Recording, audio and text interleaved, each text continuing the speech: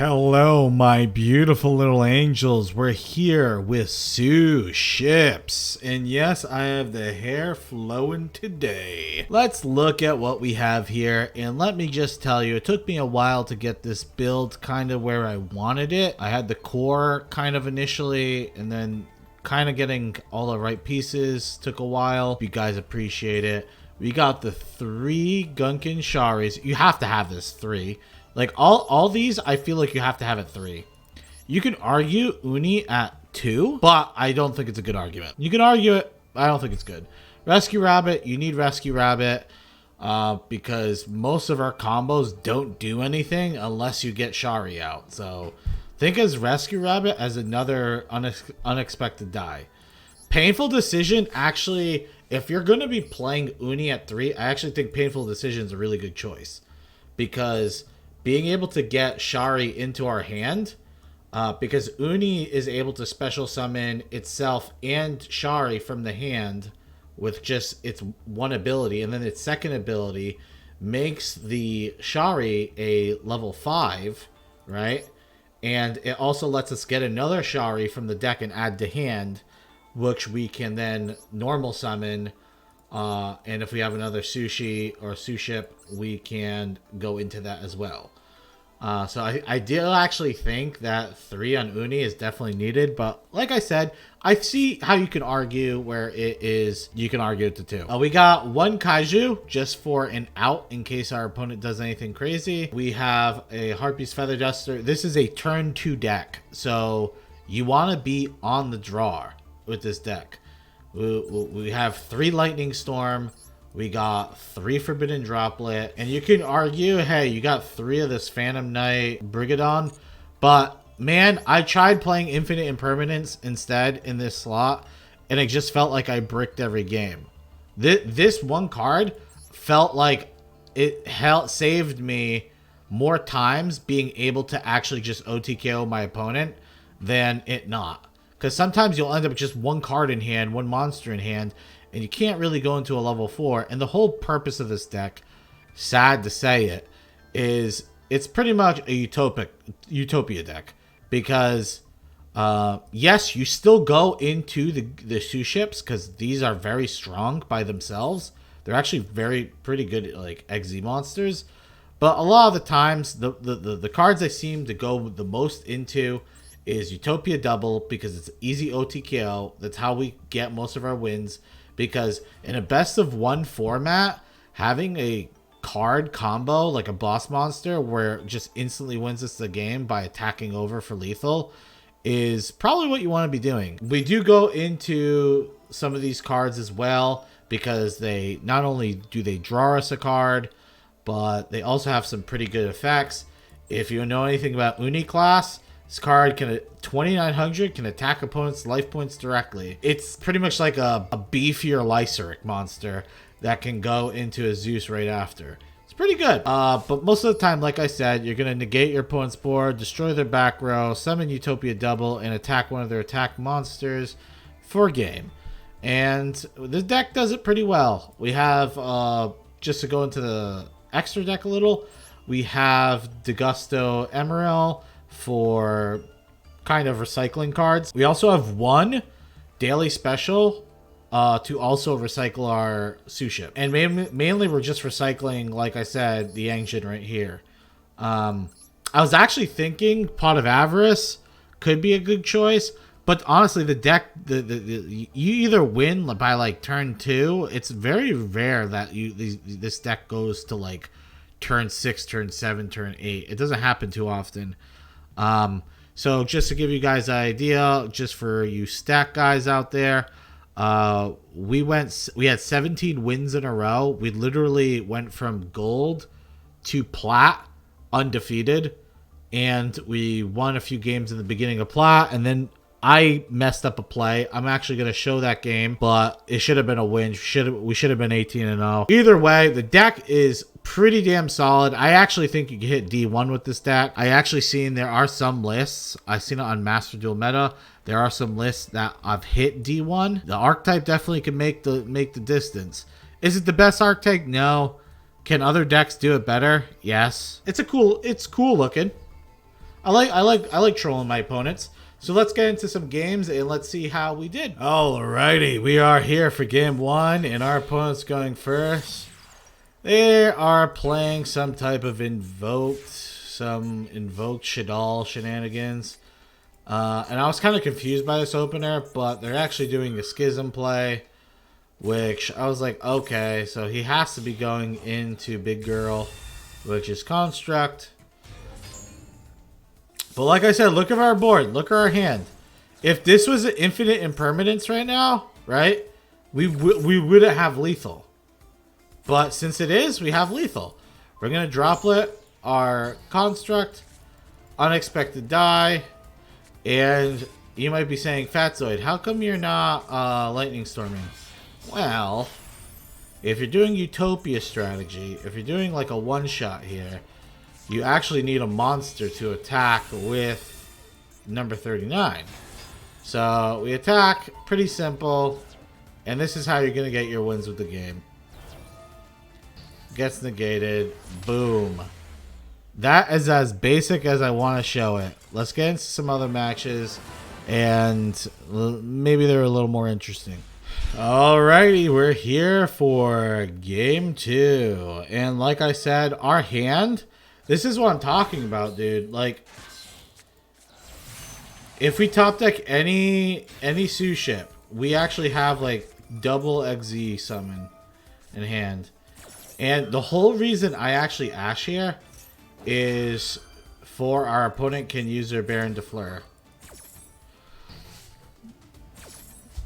Because I was like, if they really want this emergence to go off, we'll stop it here.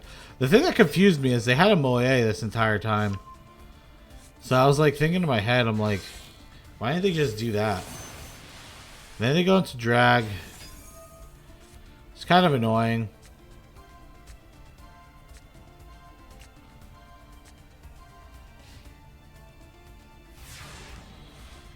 And let's see, on our turn, we actually, I was actually testing this out. I didn't know how the semantics worked with this, but I wanted to see if I called by the grave after he activates to get his water monster out, if the negate goes through.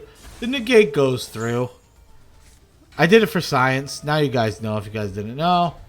We go get double Shari. We actually go into, because we can't OTKO him, so we go into Extend Knight, and then we attack, so we can go into Zeus. And then we have follow-up here with the Suship Daily. It's going to activate Moe. Moe, though? This is what's hilarious. I called by the grave Moe. He's not going to be able to do anything with this. That's why I found it hilarious. So this man gets played. He's a little fool. This is why there's a question mark in his name. Because I'm fucking spamming that shit right now. I'm like, what are you doing, Youngblood? Goodbye. He summons Tenyi Spirit. He's like, oh man, I got Monk of the Tenyi. I play Sword Soul. Ha ha ha. I play Sword Soul. And you know what? I like Sword Soul too. It's actually pretty fun. But when you play against it a lot, yeah, you can make fun of it, you know? But our hand's looking pretty juicy, though. We got a good follow-up. Even juicier. We hit that Shirito. Shirito's going to activate. Hit that. We set that on top. Then we can activate Shirar, which we don't activate. It doesn't even matter. We could have, though. We could have comboed off and got even more. That shit would have been sick. But instead, we're lame, and we go for the Utopia one-shot because we don't want to waste time. And boom, 9k.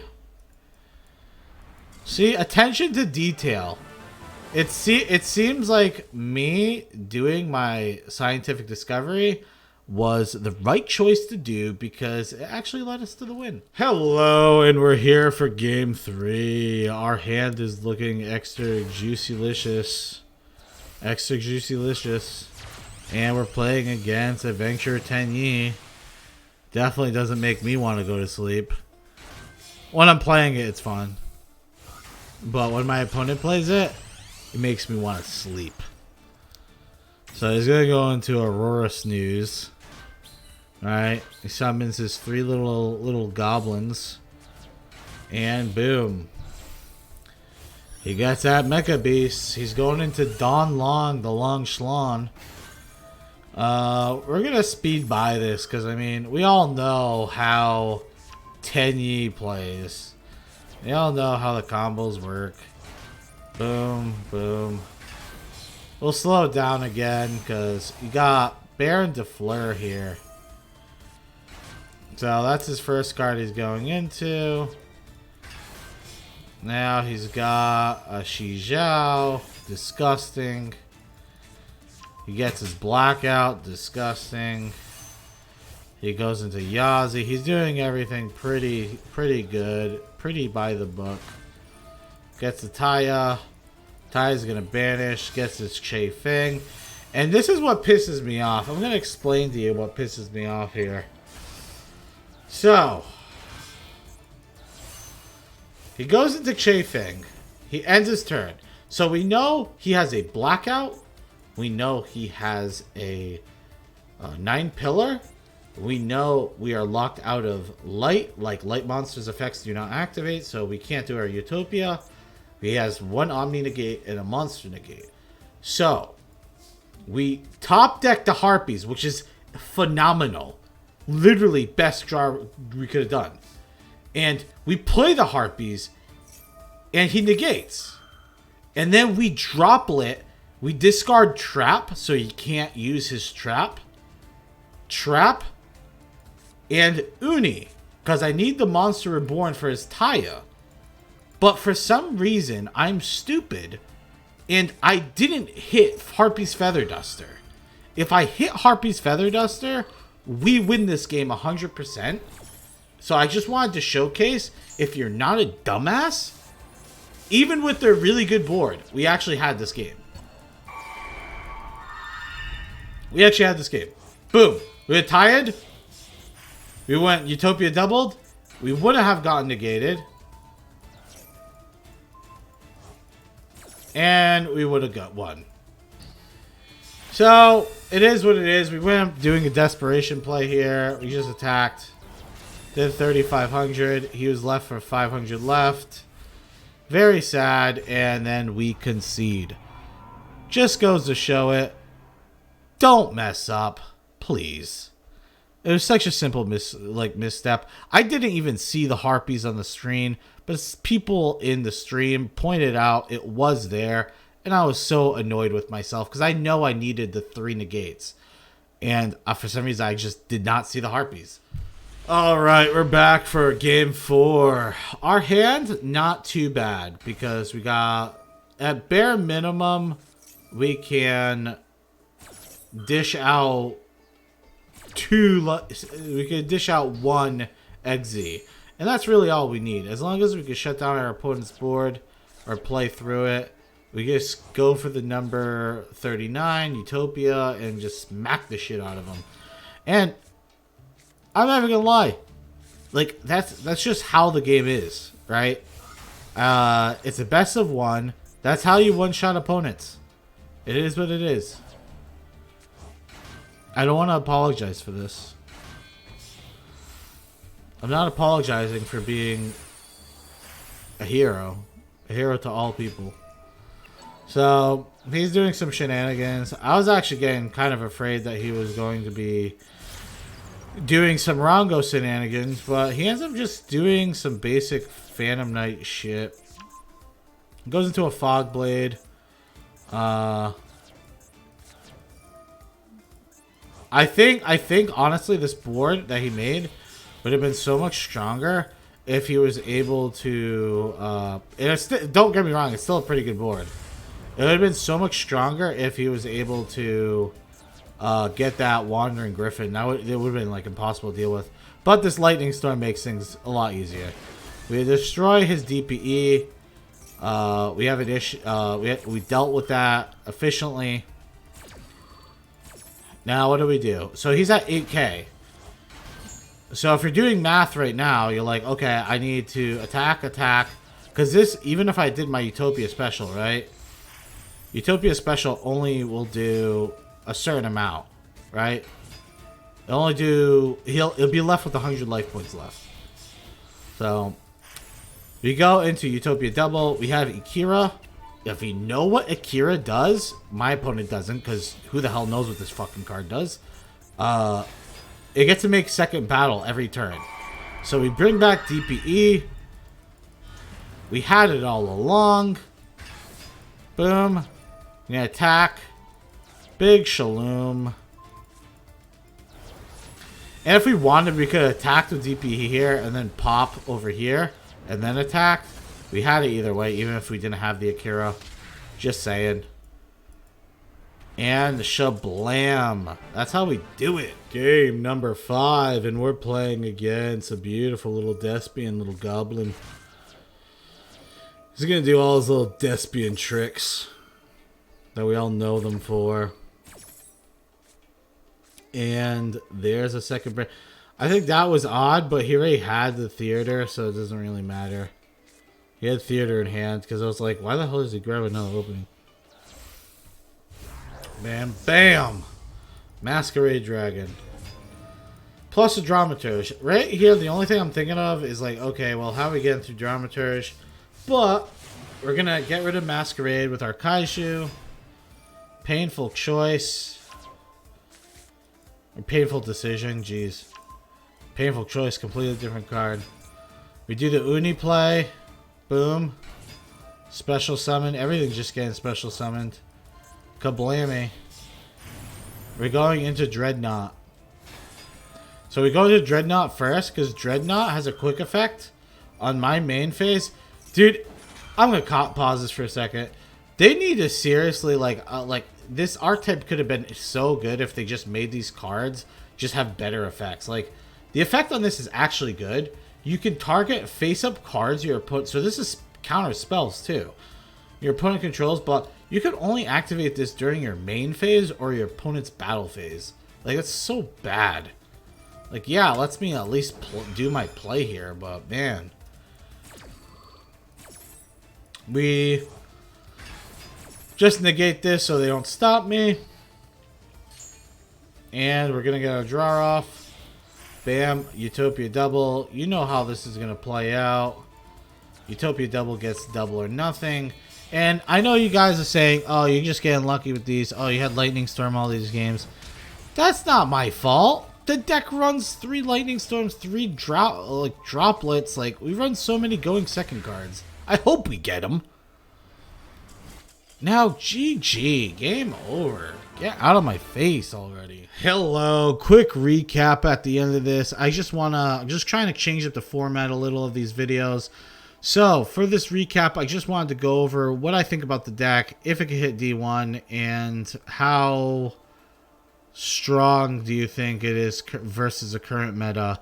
And I think, first of all, it going second is actually a huge bonus, because most of the time, if you lose coin flips, you're going to most likely be going second anyways, where this deck thrives. If this deck goes first, your best play is either going into Utopic Future, Draco, or going into Baguska and just AFKing. Like, it's not very good turn 1s.